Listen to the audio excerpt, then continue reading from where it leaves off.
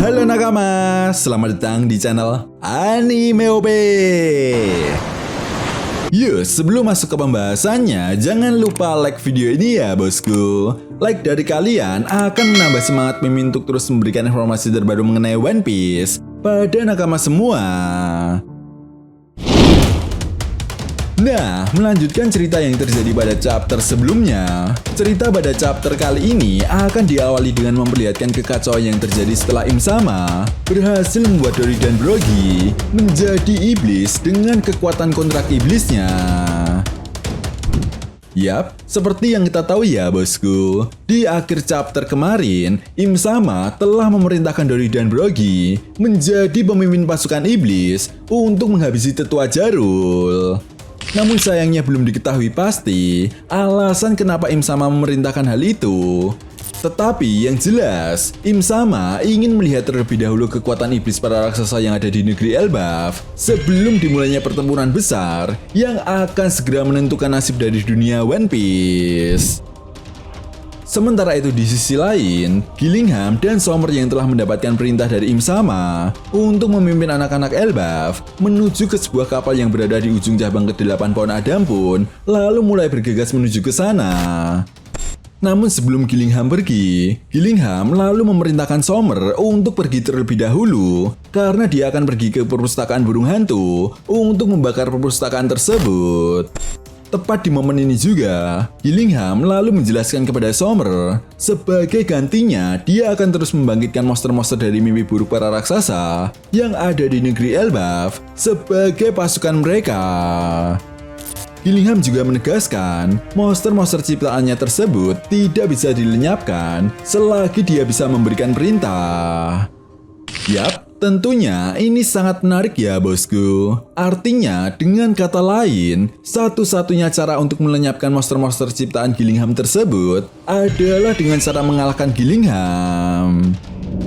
Setelah itu, scene pun kemudian berganti dan membawa kita ke dekat hutan Elbaf, tempat di mana kelompok dari Robin berada.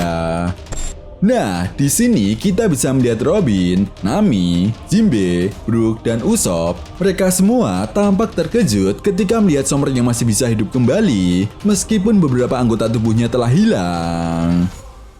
Namun menariknya, meskipun Sommer telah bangkit kembali dan diperintahkan oleh Im Sama untuk mengawasi anak-anak Elbaf, Sommer tidak melakukan apapun kepada kelompok bajak laut topi jerami. Ya, Sommer meninggalkan begitu saja kelompok dari Robin tanpa melukai mereka sedikit pun. Jelas hal ini pun langsung dimanfaatkan oleh Robin dan yang lainnya untuk membebaskan diri setelah sebelumnya terikat oleh kekuatan Gunko. Nah, di momen ini, setelah mereka semua berhasil bebas, kemudian menyadari bahwa para kesatria suci ini berniat untuk membawa anak-anak tersebut ke tanah suci Merijoa. Namun di sisi lain, kita juga bisa melihat ekspresi Robin yang tampak khawatir dan memikirkan perpustakaan burung hantu yang akan dibakar oleh para kesatria suci. Namun saat Robin hendak pergi ke sekolah Warus dan perpustakaan burung hantu, Robin lalu memerintahkan Nami, Usopp, dan Brook untuk menyusul dan mencari keberadaan Chopper, serta mengawasi anak-anak Elbaf.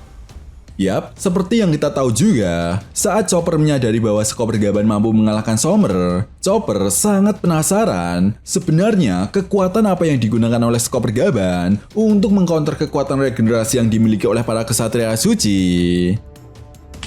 Itu sebabnya hal inilah yang membuat Chopper mengejar Skoper Gaban. Namun sayangnya hal ini justru membuat Chopper dalam keadaan bahaya. Karena seperti yang kita tahu, saat ini tubuh Gunko sedang diambil alih oleh Im Sama.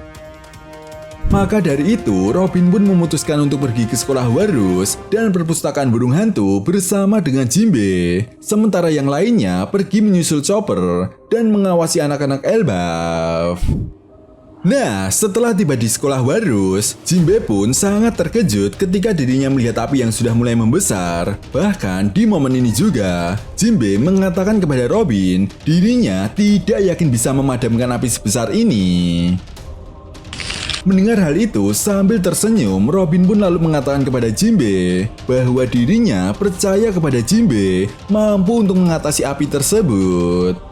Nah, setelah Robin menyerahkan sekolah Warus kepada Jinbe, dia pun lalu pergi ke perpustakaan burung hantu. Sementara itu di perusahaan burung hantu, kita bisa melihat Jaguar Diesel dan Biblo yang mencoba menahan guru Ange yang akan membakar perusahaan tersebut.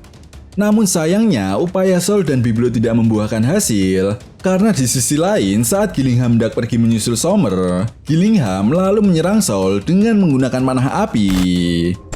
Jelas Sol yang sebelumnya sudah babak belur karena diajar oleh Summer pun tidak berkutik di hadapan Gillingham, begitupun dengan Biblo. Nah, ketika Sol dan Biblo berhasil ditumbangkan oleh Gillingham, Gillingham pun kemudian segera memerintahkan guru Ange untuk membakar perpustakaan burung hantu. Dan dalam sebuah halaman ganda yang sangat epik, setelah guru Ange melemparkan api ke perpustakaan burung hantu, tiba-tiba Nico Robin muncul dan langsung menyerang Gillingham dengan teknik terbarunya, di mana hal ini pun langsung membuat Gillingham terkejut dan terpental seketika. Belum diketahui pasti bagaimana kelanjutan pertarungan mereka berdua. Namun yang jelas, cerita lalu beralih dan membawa kita ke perairan dunia baru, tempat di mana kelompok bajak laut rambut merah sedang terlibat bentrokan dengan kelompok bajak laut Kurohige.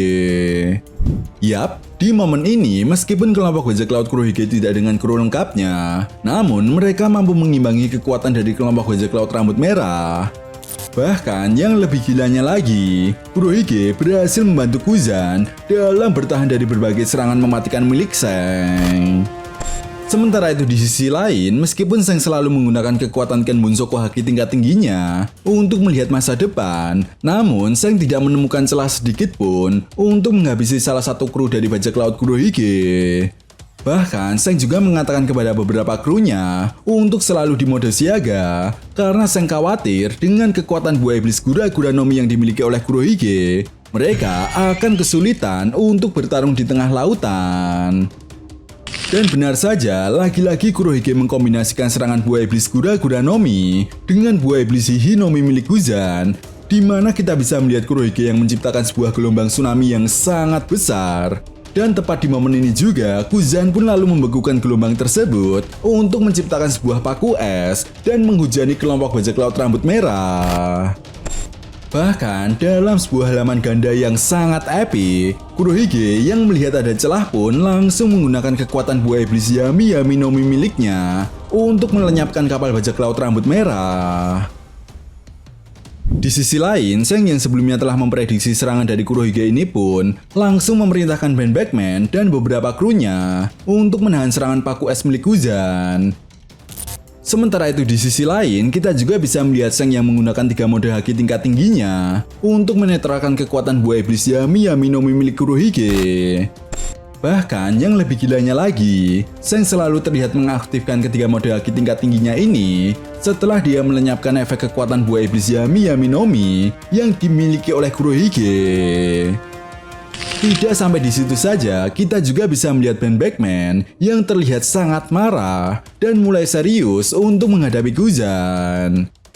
Ya, sama seperti halnya dengan Seng, Ben Beckman lalu mengaktifkan ketiga mode haki tingkat tingginya. Bahkan, Shiryu dan beberapa kru bajak laut Kurohige yang melihat hal ini pun sangat terkejut dan tidak menyangka bahwa kekuatan haki tingkat tinggi begitu mengerikan daripada kekuatan buah iblis.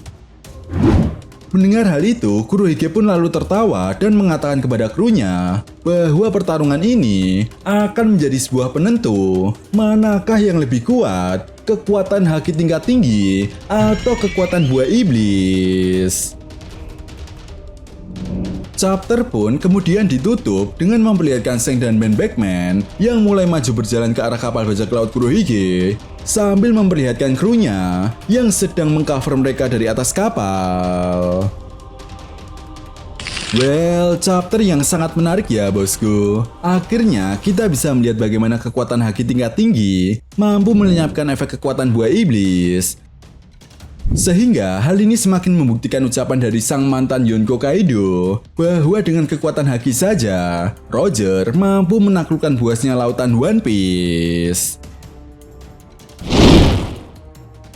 Nah, itu tadi merupakan berbagai hal menarik yang terjadi pada manga One Piece chapter 1151.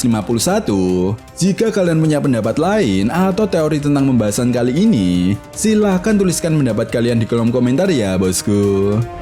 Oke, sampai di sini dulu pembahasan kita kali ini, and see you next time.